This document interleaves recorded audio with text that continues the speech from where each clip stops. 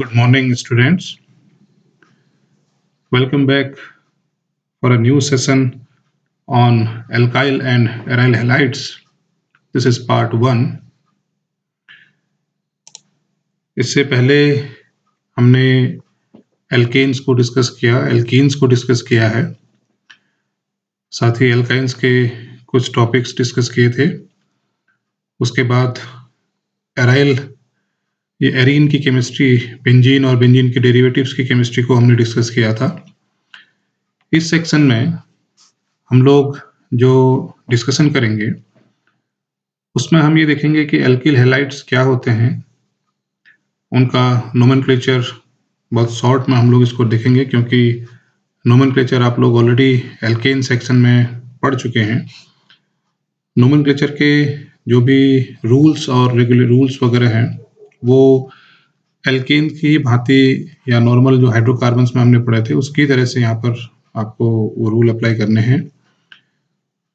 एक simple review हम इसमें देखेंगे नोमेनक्लेचर का, बहुत ज़्यादा उस पर फोकस नहीं करेंगे। साथ ही methods of preparation of alkyl halides को भी हम एक जनरल वे में इसमें डिस्कस करेंगे। जो इस सेशन का या इस टॉपिक का जो मेन फोकस रहेगा वो रहेगा एल्किल हैलाइड्स की जो केमिकल रिएक्शंस होती हैं, जिसमें कि जो सबसे महत्वपूर्ण केमिकल रिएक्शन है उसे हम न्यूक्लियोफिलिक सब्स्टिट्यूशन रिएक्शन के नाम से जानते हैं। ऑर्गेनिक केमिस्ट्री में basically chemistry of alkyl halides में इस रिएक्शन का बहुत ज़्यादा इम्पोर्टेंट है, बहुत ज़्यादा इसकी इम्पोर्टेंस है। इसलिए हम लोग इस टॉपिक को न्यूक्लियोफिलिक सब्स्टिट्यूशन रिएक्शन को थोड़ा डिटेल में डिस्कस करेंगे क्योंकि ये इम्पोर्टेंट भी है in point of view of examination as well as for understanding of chemistry. ये काफ़ी इम्पोर्टेंट टॉपिक है, इसलिए इस पर हम ज़्यादा फोकस इस यूनिट पर रखेंगे। Let's start with alkyl halide. पहले इसका इंट्रोडक्शन देखते हैं। जैसा कि हाइड्रोकार्बन जब हम पढ़ रहे थे एल्केन, एल्कीन, एल्काइंस वाले टॉपिक में, वहाँ पर हमने हाइड्रोकार्बन को डिस्कस किया था कि हाइड्रोकार्बन क्या होते हैं, और हाइड्रोकार्बन की डेफिनेशन से हमको ये पता लगा कि ऐसे ऑर्गेनिक कंपाउंड्स जो केवल कार्बन और हाइड्रोजन से मिलकर बने होते हैं उनको हम हाइड्रोकार्बन कहते हैं। अब उन्हीं हाइड्रोकार्बन में से यदि किसी हाइड्रोजन के स्थान पर हाइड्रोजन को रिप्लेस करके अगर हम किसी हैलोजन एटम, हैलोजन का मतलब होता है कि फ्लोरीन है, ब्रोमीन है, क्लोरीन है, आयोडीन है, जिन्हें कि हम ग्रुप 17 के एलिमेंट्स कहते हैं, इनको अगर जोड़ देते हैं किसी हाइड्रोजन के स्थान पर हाइड्रोकार्बन में, तो जो बनने वाला जो प्रोडक्ट होगा उसको हम एल्काइल हैलाइड के नाम से जानेंगे। अब एल्काइल हैलाइड को जब हम देखते हैं तो ये एल्काइल हैलाइड की फैमिली में जो कंपाउंड्स होते हैं उन कंपाउंड्स को हम अलग अलग क्लास में, अलग अलग ग्रुप में डिवाइड करते हैं, और एक ग्रुप में जो डिवीजन है उसका आधार है कि जिन एल्काइल हैलाइड्स की केमिकल प्रॉपर्टीज एक जैसी होंगी उनको हमने एक ग्रुप में रखा। इसी प्रकार से दूसरे जो एल्काइल हैलाइड्स होंगे जिनकी प्रॉपर्टी एक जैसी होंगी उनको हमने दूसरे ग्रुप में रखा। तो इस प्रकार से हमने इसको कैटेगराइज किया हुआ है जैसा कि यहाँ पर आपको दिखाया है। सबसे पहले है हेलो एल्केन्स। हेलो एल्केन्स में हम देखते हैं कि ये इनका जो जनरल स्ट्रक्चर होगा वो RX का होगा, और R कोई यहाँ पर सैचुरेटेड एल्काइल ग्रुप होगा। सैचुरेटेड एल्काइल ग्रुप का मतलब कि इसमें कोई भी पाई बॉन्ड कंटेनिंग कार्बन नहीं होगा।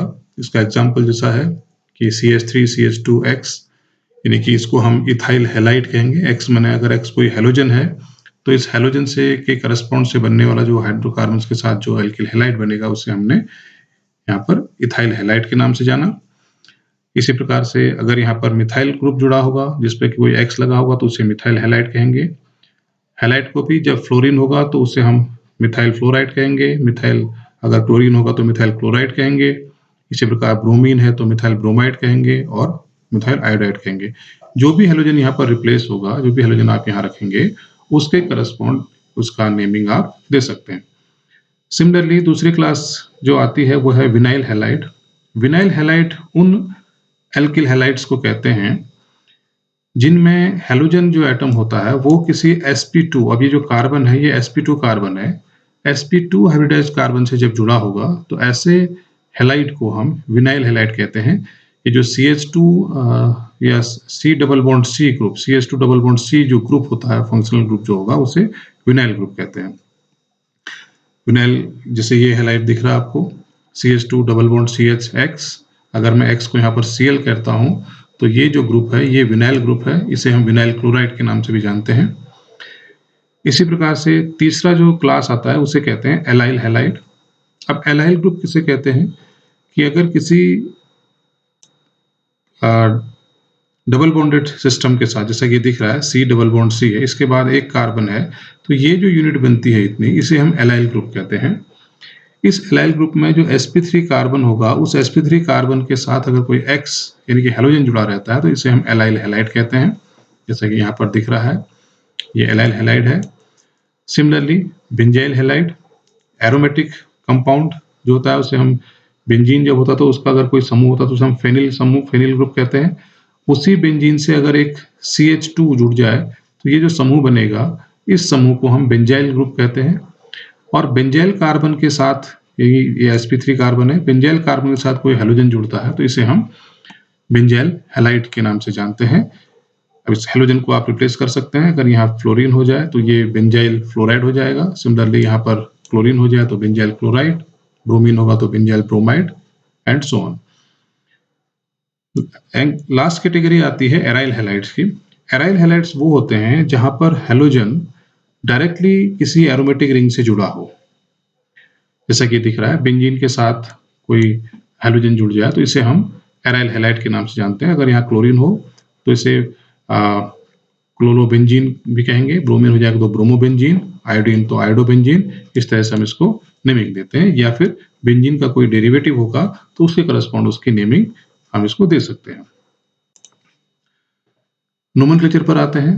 नोमेनक्लेचर में जैसा कि मैंने पहले भी बताया कि जो रूल्स हैं इसकी नेमिंग के, वो रूल्स सब उसी तरह से फॉलो होंगे जैसे हमने एल्केन या एल्कीन के केस में डिस्कस किए थे। पहला रूल था कि भाई लॉन्गेस्ट चेन जो कार्बन चेन होगी उसको आइडेंटिफाई करना है, जो कि इस कंपाउंड का जो बेस नेम होगा उसको कंस्ट्रक्ट करने में हेल्पफुल होगी। जैसा कि एग्जाम्पल लेते हैं, ये जो एग्जाम्पल दिख रहा है आपको, इस एग्जाम्पल में हमारे पास 1 2 3 4 5 कार्बन है, तो लॉन्गेस्ट चेन हमारे पास यही 5 कार्बन की होगी, यानी कि जो इसका बेस नेम होगा वो पेंट के हिसाब से चलेगा। पेंट मीन्स 5 कार्बन के लिए। इसके बाद हम देखते हैं कि सब्स्टिट्यूएंट कौन कौन है, जैसा कि यहाँ पर एक ये ब्रोमीन है, ब्रोमीन सब्स्टिट्यूशन है, क्लोरीन है, इसको हम ब्रोमो कहेंगे, इसको क्लोरो कहेंगे। अब इनकी पोजीशन देखते हैं। अगर हम काउंटिंग यहाँ से करते हैं इस एंड से, तो क्लोरीन 2 पर आ रहा है, क्लोरो 2 पर आ रहा है, ब्रोमो 4 पर आ रहा है। अगर इस एंड से करते हैं तो ब्रोमो 2 पर आ रहा है और क्लोरो 4 पर आ रहा है। जब इस तरह की सिचुएशन आती है तब हम जो सब्स्टिट्यूएंट होते हैं, इन सब्स्टिट्यूएंट का जो नेम होता है उसको अल्फाबेटिकल ऑर्डर में रख के, जिस ओर से पहला जो फर्स्ट अल्फाबेटिकली नेम देने पर फर्स्ट जो हमको मिलता है वहां से हम नेमिंग करते हैं। जैसे कि इसके लिए हमने ब्रोमो कहा, इसको क्लोरो कहा, तो bromo starts from B letter, chloro starts from C letter, therefore B will come first then C. तो नंबरिंग जो स्टार्ट होगी वो इस एंड से होगी। इसका मीनिंग 5 कार्बन की चेन थी, सेकंड पर ब्रोमो था तो 2 bromo 4 chloro, 2 bromo 4 chloro pentane. Similarly यहाँ पर भी ये दोनों एग्जाम्पल एक जैसे हो गए हैं। नहीं, यहाँ पर मिथाइल है। अब इसमें कार्बन चेन हमारे पास ये है 5 कार्बन की। इस 5 कार्बन में एक सब्स्टिट्यूशन ब्रोमो का है, दूसरा मिथाइल का है, और हमने ये भी देखा था कि halogen will get preference over methyl, इसलिए जो काउंटिंग होगी, नंबरिंग, वो इसी एंड से स्टार्ट होगी। सेकंड पर ब्रोमो है, फोर्थ पर मिथाइल है, 2 ब्रोमो 4 मिथिल पेंटेन इसका नेमिंग होगा। इसी तरह से आप नेमिंग इनकी दे सकते हैं, रूल्स वही रहेंगे, बस उन रूल्स को ध्यान में रख के हम एल्किल हैलाइड्स की नेमिंग कर सकते हैं। अगर किसी कार्बन पर 2 हैलोजन एक साथ जुड़े रहते हैं तो इसे हम डाई हेलो के नाम से हम जब देंगे, तो अगर यहाँ से नंबरिंग करते हैं, फंक्शन इस पर सब्स्टिट्यूएंट पहले है, नंबरिंग यहीं से होगी। 1 पर 2 क्लोरीन है तो इसको हम 1,1 डैश डाइक्लोरोप्रोपेन इसको कहेंगे। तो इस प्रकार आप नोमेनक्लेचर को एल्किल हैलाइड के लिए दे सकते हैं। क्लासिफिकेशन देखते हैं हेलो एल्केन्स का। एक क्लासिफिकेशन हमने देखा था कि बेस्ड ऑन चेंज इन या based on difference in carbon framework या कार्बन स्केलेटन, जिसमें कि सैचुरेटेड कार्बन स्केलेटन था, अनसैचुरेटेड था, जिसमें हमने एरोमेटिक कार्बन स्केलेटन देखा। उसके आधार पर नंबरिंग जो उसका क्लासिफिकेशन था वो सबसे पहली स्लाइड में हमने इसमें डिस्कस किया था। दूसरा क्लासिफिकेशन है कि हेलो एल्केन्स का, कि हम हेलो एल्केन्स के बारे में पढ़ रहे हैं, तो हेलो एल्केन्स का classification based on number of halogen atom present in the molecule, कितने हेलोजन एटम मॉलिक्यूल में प्रेजेंट हैं, उसके आधार पर हम इसकी क्लासिफिकेशन करेंगे, जैसा कि यहाँ दिखाया हुआ है। पहला कैटेगरी आता है मोनो हेलो एल्केन। मोनो का मतलब होता है कि वन यूनिट या सिंगल। जब किसी एल्किल हैलाइड में एक हेलोजन एटम होगा तो उसे हम मोनो हेलो एल्केन कहेंगे। एग्जाम्पल है मिथाइल क्लोराइड, या इसको क्लोरोमीथेन भी कहते हैं, इथाइल क्लोराइड, इसको क्लोरोइथेन भी कहते हैं, similarly methyl iodide, ethyl bromide etcetera. इसी प्रकार जब किसी एल्किल हैलाइड में दो हेलोजन एटम होते हैं तो उसे डाई हेलो एल्केन कहते हैं, जैसा मिथिलीन डाइक्लोराइड, हमारे पास डाइक्लोरोइथेन, सिमिलरली डाइब्रोमोइथेन, डाइआइडोमीथेन या डाइक्लोरोप्रोपेन भी हो सकता है। जब आप प्रोपेन या उससे ऊपर के लिए डाई हैलाइड्स की बात करेंगे तो वहां पर हमें हेलोजन की पोजीशन को भी निर्धारित करना पड़ेगा, बताना पड़ेगा कि जो दो हेलोजन हैं वो एक ही कार्बन पर हैं या अलग अलग कार्बन में। एक कैटेगराइजेशन ये हो जाएगा। दूसरा होगा कि अगर एक ही कार्बन दो अलग अलग कार्बन पर हैं तो उन दोनों की पोजीशन क्या है, कि 1 2 पर है या 1 3 पर है, इस तरह से। तो पोजीशन के हिसाब से हमको उसकी नेमिंग करनी होगी। थर्ड कैटेगरी आती है पॉली हेलो एल्केन। पॉली का मतलब होता है कि मोर देन 2। जब दो से अधिक हेलोजन एटम जुड़े रहेंगे तो उसे हम पॉली हेलो एल्केन्स कहेंगे, जैसे try halo alkane, tetra halo alkane, जैसे ट्राइक्लोरोमीथेन है, इसे क्लोरोफॉर्म कहते हैं, टेट्राक्लोरोमीथेन है, इसे कार्बन टेट्राक्लोराइड भी कहते हैं। तो इस प्रकार हम क्लासिफिकेशन इसका कर सकते हैं। अब आते हैं प्रिपरेशन पर, क्योंकि प्रिपरेशन पर हम बहुत ज़्यादा फोकस नहीं करेंगे, तो हम जनरल कॉमन मेथड्स हैं उनको ब्रीफ उसमें देखते हैं। प्रिपरेशन की मेथड्स आपने एल्कीन में हमने रिएक्शन पढ़ी थी, एडिशन रिएक्शन, जिसमें हमने पढ़ा था कि addition of hydrohalic acid, जैसा कि दिख रहा है, इसको अगर यहाँ पर Cl होता तो हम इसको हाइड्रोक्लोरिक एसिड कहते, Br होता तो हाइड्रोब्रोमिक एसिड कहते हैं। अब HX हमने लिखा है तो इसको हम हाइड्रोहेलिक एसिड कहेंगे। जब इसको हम एडिशन करते हैं तो ये एडिशन दो तरीके से होता है।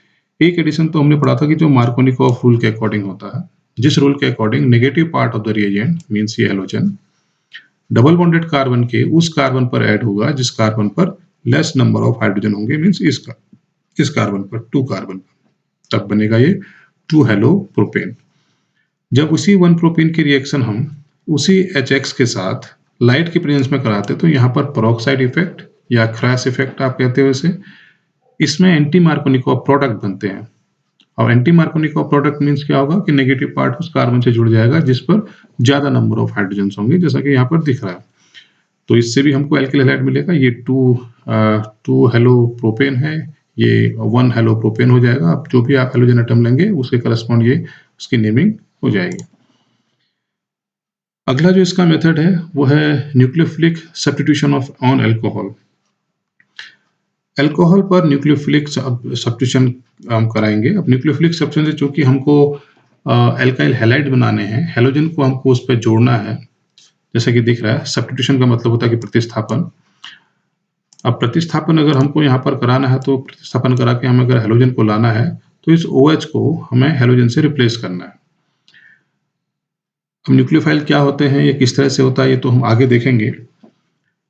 लेकिन जो अल्कोहल होते हैं, अल्कोहल न्यूक्लियोफिलिक सब्स्टिट्यूशन के करस्पॉन्ड, बेसिकली अगर आप उसे किसी हेलोजन से सब्स्टिट्यूट कर रहे हैं OH ग्रुप को, तो वो थोड़ा सा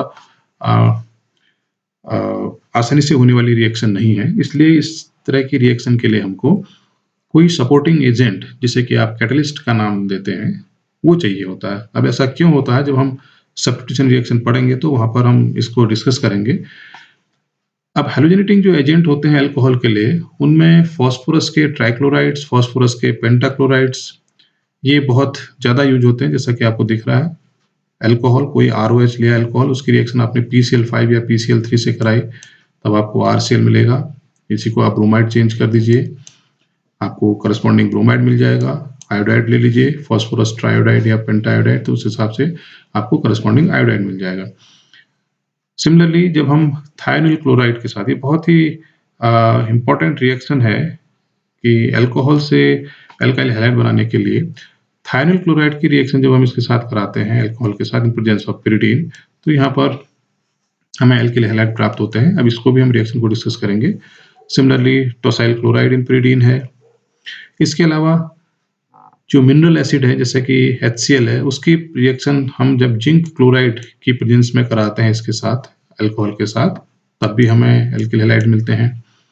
पोटेशियम ब्रोमाइड को H2SO4 में कराते हैं तो हमें पोटेशियम करस्पॉन्डिंग ब्रोमाइड मिलेगा। आयोडाइड लेते हैं, पोटेशियम आयोडाइड इन H2SO4, तो करस्पॉन्डिंग आयोडाइड मिलेगा। तो इस प्रकार हम देख रहे हैं कि यहाँ पर जो हैलोजेनेटिंग एजेंट है, जैसा कि इसमें आपको दिख रहा है, यहाँ पर हैलोजेनेटिंग एजेंट है HCl, लेकिन उसके सपोर्ट के लिए हमको ZnCl2 चाहिए, जो कि एक लुईस कैटलिस्ट है।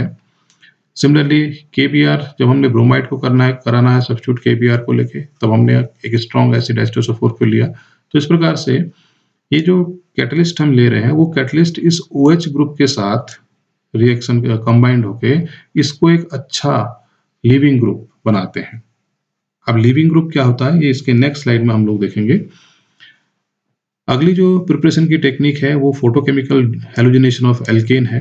ये आप एल्केन वाले चैप्टर में पढ़ चुके हैं। जब भी हम किसी एल्केन की रिएक्शन क्लोरीन गैस के साथ हीट या सनलाइट में कराते हैं, तो हमें फ्री रेडिकल रिएक्शन जो होती है, चेन रिएक्शन से हमें डिफरेंट हैलाइड्स मिलते हैं, जैसे कि मिथाइल क्लोराइड है या इथिलीन डाइक्लोराइड है, डाइक्लोरोइथेन भी इसको कहते हैं, ट्राइक्लोरोइथेन है, टेट्राक्लोरोइथेन है। इसकी मैकेनिज्म आप पिछले एल्केन वाली जो लेक्चर है उससे आप देख सकते हैं, वहां से सीख सकते हैं। अब जो इम्पोर्टेंट सेक्शन आ रहा है उसको डिस्कस करते हैं थोड़ा सा। Chemical reaction of alkyl halide. Alkyl halide, जैसा कि हमने देखा था कि अगर हम एल्केन्स की बात कर रहे थे तो वहां पर केमिकल रिएक्शन में हमने कहा था कि एल्केन्स के पास जो केमिकल रिएक्शंस होती हैं वो बहुत लिमिटेड रिएक्शंस हैं। एल्केन बहुत ज्यादा स्टेबल होते हैं। लेकिन जैसे ही आप एल्केन पर हमने एक हैलोजन को रिप्लेस करके एल्किल हैलाइड बना दिया, तब हमने क्या कर दिया कि यहाँ पर एक फंक्शनल ग्रुप यानी कि क्रियात्मक समूह को जोड़ दिया। क्लोरीन है, ब्रोमीन है, आयोडीन है, इस तरह के समूह को जोड़ दिया। तो ये जो फंक्शनल ग्रुप्स होते हैं, जब किसी कंपाउंड किसी और हाइड्रोकार्बन सिस्टम के साथ जुड़ जाते हैं, तो ये उस सिस्टम को रिएक्टिव बना देते हैं। And this kind of functionality opens up the doors for various synthetic processes। तो जितना भी आप यहाँ पर फंक्शनैलिटी बढ़ाएंगे, उससे उनके अलग अलग रिएक्शन करने की जो रेट्स हैं, उसके अलग डाइवर्सिटी को आप चेंज बढ़ा सकते हैं कि किस तरह की रिएक्शन यहाँ से हो सकती हैं। एग्जाम्पल के लिए यहाँ दिखाया गया है कि ये रिएक्शन आपने पढ़ी थी एल्कीन के प्रिपरेशन में। जब हम किसी एल्काइल हैलाइड की रिएक्शन एल्कोहलिक KOH या एल्कोहलिक NaOH में कराते हैं, तो हमें यहाँ पर एल्कीन प्राप्त होती है, जिसे कि हमने एलिमिनेशन रिएक्शन कहा था। इसके बारे में डिटेल में हमने एल्कीन वाले जो सेक्शन है उसके पार्ट 1 में जहाँ प्रिपरेशन हम पढ़ रहे थे, वहाँ हमने डिटेल में इसको डिस्कस किया था। जैसे हमने इसी एल्किल हैलाइड को जब हम एल्कोहलिक NaOH के बदले हमने एक्वस NaOH लिया। देखिए NaOH वही है, हमने चेंज क्या किया कि यहाँ पर सॉल्वेंट हमने अल्कोहल ले लिया, यहाँ पर सॉल्वेंट हमने वाटर लिया। तो जैसे ही वाटर सॉल्वेंट लिया, इस एल्किल हैलाइड की जो रिएक्टिविटी थी वो चेंज हो गई, या रिएक्शन करने का जो टेंडेंसी जो पैटर्न था वो चेंज हो गया। जो अल्कोहलिक NaOH में एल्कीन दे रहा था, अब वो एक्वस NaOH में उसने अल्कोहल को दिया। हुआ क्या इसमें, यहाँ पर जो एलिमिनेशन हुआ है वो HX का हुआ है। यहाँ से X गया, इससे H गया, तो ये डबल बॉन्ड बना। लेकिन यहाँ पर ये जो X है, ये X इस OH से रिप्लेस हो गया है, X को OH ने रिप्लेस कर दिया है। तो रिप्लेसमेंट रिएक्शन या सब्स्टिट्यूशन रिएक्शन इसे हम कहते हैं। अब ये नेगेटिव है, तो इस नेगेटिव को किसी दूसरे नेगेटिव ने, OH यहाँ नेगेटिव है, इसने रिप्लेस किया, तो इसको हम न्यूक्लियोफिलिक सब्स्टिट्यूशन भी कहते हैं, जिसको कि हम डिटेल में हमने इसमें डिस्कस करना है। तो एलिमिनेशन पर हम फोकस नहीं करेंगे, हम इसकी जो मेन इंपॉर्टेंट रिएक्शन है वो है सब्स्टिट्यूशन रिएक्शन, और उस सब्स्टिट्यूशन रिएक्शन में भी न्यूक्लियोफिलिक सब्स्टिट्यूशन रिएक्शन है, जिसे कि हम आगे अब डिस्कस कर रहे हैं। तो न्यूक्लियोफिलिक सब्स्टिट्यूशन रिएक्शन, जैसा कि इससे पहले स्लाइड में हमने कहा था कि एल्किल हैलाइड जो होते हैं वो एक्वस एल्कली के साथ या एक्वस NaOH के साथ, बेसिकली जो पिछली रिएक्शन थी उसमें सब्स्टिट्यूशन रिएक्शन देते हैं और अल्कोहल बनाते हैं।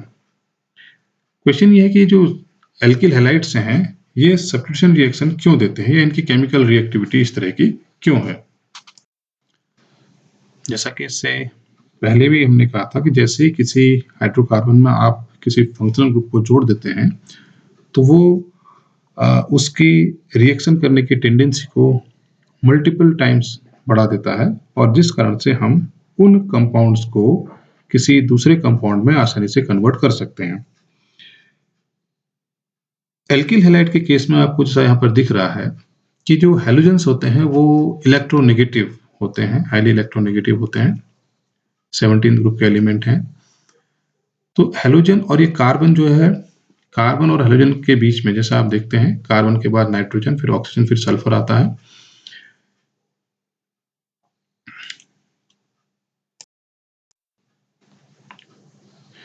कार्बन 15th ग्रुप के एलिमेंट्स हैं और ये 17th का है, सॉरी 14th ग्रुप के एलिमेंट है कार्बन और ये 17th का है। तो इनके बीच में इलेक्ट्रोनेगेटिविटी का डिफरेंस रहता है, जिस कारण से जो ये बॉन्डेड पेयर ऑफ इलेक्ट्रॉन होंगे वो मोर इलेक्ट्रोनेगेटिव एटम की तरफ शिफ्ट हो जाएंगे, और इस इलेक्ट्रॉन की शिफ्टिंग से ये जो CX बॉन्ड है, ये CX बॉन्ड पोलर बॉन्ड हो जाता है।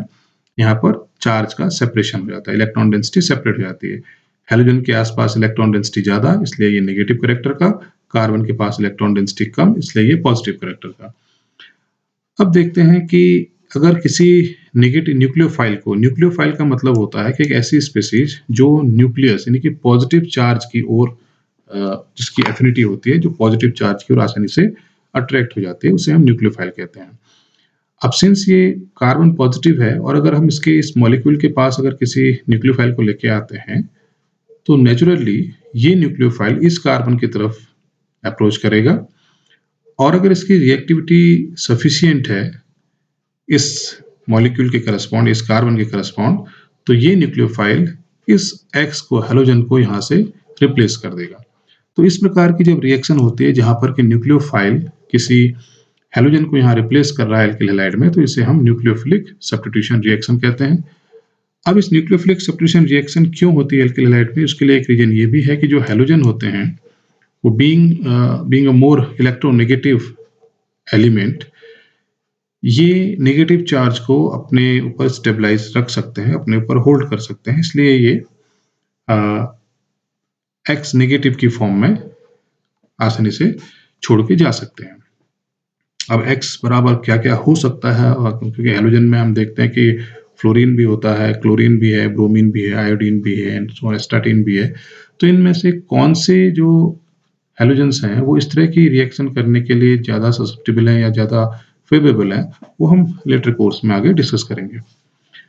अब न्यूक्लियोफिलिक सब्स्टिट्यूशन जो होता है वो दो तरीके का होता है, दो तरह की उसकी मैकेनिज्म डिस्कस की जाती है। पहली मैकेनिज्म है SN2 मैकेनिज्म। SN2 का मतलब होता है कि S stands for substitution, N stands for nucleophilic, 2 stands for bimolecular या सेकेंड ऑर्डर की। तो ये SN2 मैकेनिज्म जो है वो सेकेंड ऑर्डर की मैकेनिज्म है। दूसरी मैकेनिज्म होती है SN1 मैकेनिज्म।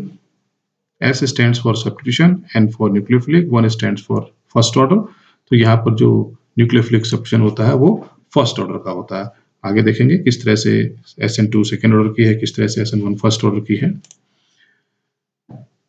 अब स्कीमेटिक रिप्रेजेंटेशन देखते हैं कि कैसे रिप्रेजेंट किया सकता है, क्या क्या इसमें टर्मिनोलॉजी होती है। जैसा कि इससे पहले वाली स्लाइड में कहा था कि न्यूक्लियोफाइल कार्बन पर अप्रोच कर रहा है और X जो है वो छोड़ के जा रहा है, यानी कि एक इनकमिंग ग्रुप है जो कि कार्बन के पास आ रहा है, मॉलिक्यूल में आ रहा है, और दूसरा जो है वो छोड़ के जा रहा है। तो इनकमिंग ग्रुप को, जैसा न्यूक्लियोफाइल है, इसको हम इनकमिंग भी कहते हैं या न्यूक्लियोफाइल भी कहेंगे, और दूसरा जो ये X छोड़ के जा रहा है इसको हम लीविंग ग्रुप कहेंगे, जिसे कि हमने यहाँ पर L से रिप्रेजेंट किया हुआ है। RL मतलब कोई एल्किल पार्ट है, उससे कोई लिविंग ग्रुप जुड़ा है, न्यूक्लियोफाइल जैसे ही इस पर अप्रोच करेगा तो लिविंग ग्रुप छोड़ के जाएगा। तो इसी टर्मिनोलॉजी को डिस्कस करते हैं कि न्यूक्लियोफाइल क्या होते हैं। द इनकमिंग न्यूक्लियोफाइल, अब न्यूक्लियोफाइल वो होते हैं जिनके पास या तो नेगेटिव चार्ज हो। अब न्यूक्लियस की तरफ, न्यूक्लियस पर पॉजिटिव चार्ज होता है जैसा हम जानते हैं, न्यूक्लियस की तरफ वही स्पेसीज जाएंगी जिनके पास नेगेटिव चार्ज होगा, नेगेटिव कैरेक्टर होगा। उस नेगेटिव कैरेक्टर के होने के लिए दो चीजें रिस्पॉन्सिबल हैं।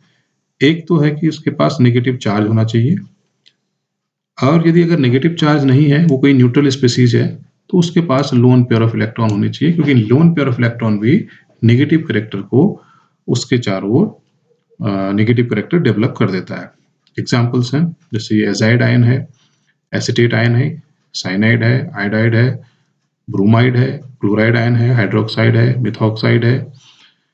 ये सब आप यहाँ से लेकर के इधर की ओर जो आयन्स आप देख रहे हैं, इनमें नेगेटिव चार्ज आपको दिख रहा है, मीन्स ये नेगेटिव पॉजिटिव की ओर जा सकता है। सिमिलरली न्यूट्रल स्पीसीज आपको दिख रही हैं, वाटर न्यूट्रल है, अल्कोहल, एमीन, एमीन के डेरिवेटिव्स, लेकिन इनके पास लोन पेयर है जो कि नेगेटिव कैरेक्टर का है, तो ये भी न्यूक्लियोफाइल की तरह बिहेव कर सकते हैं।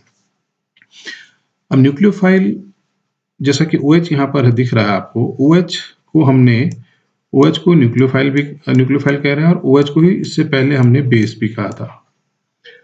अब न्यूक्लियोफाइल और बेस में क्या डिफरेंस है, इसको समझते हैं।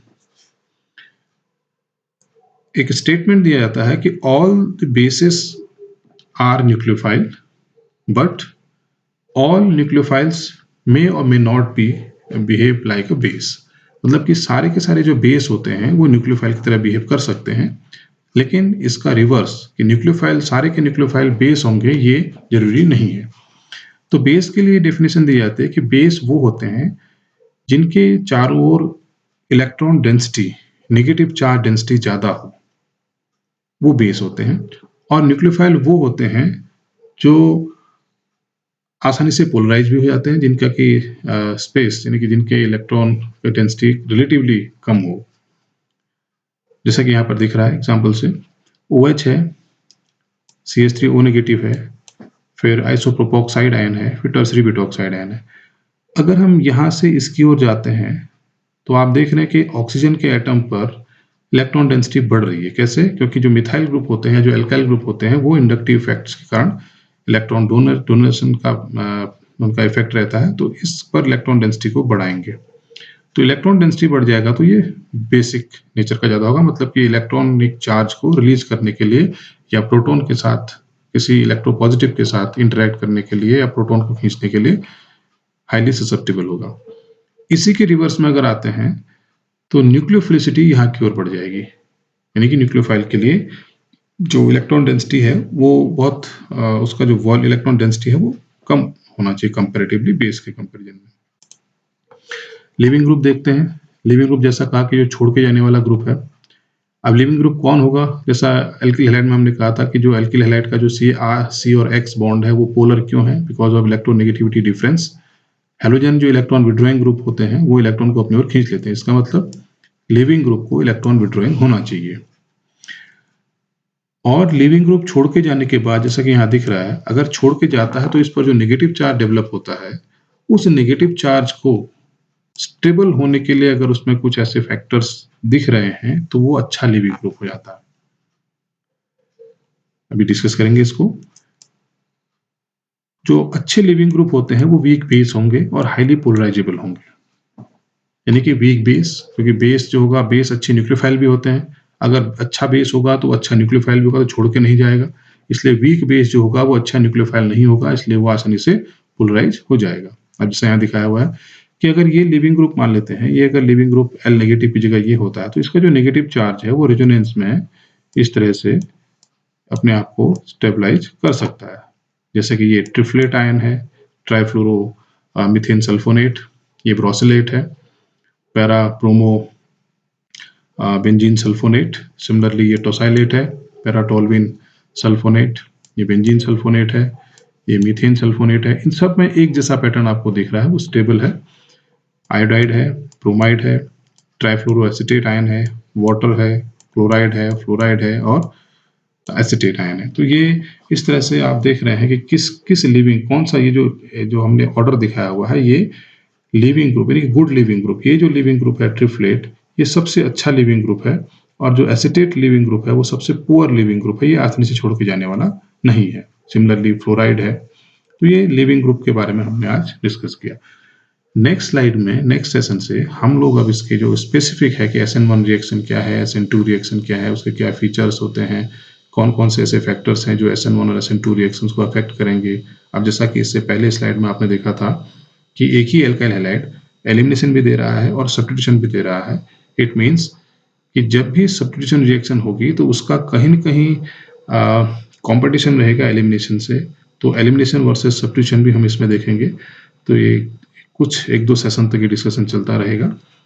आज के लिए बस इतना ही। Thank you so much.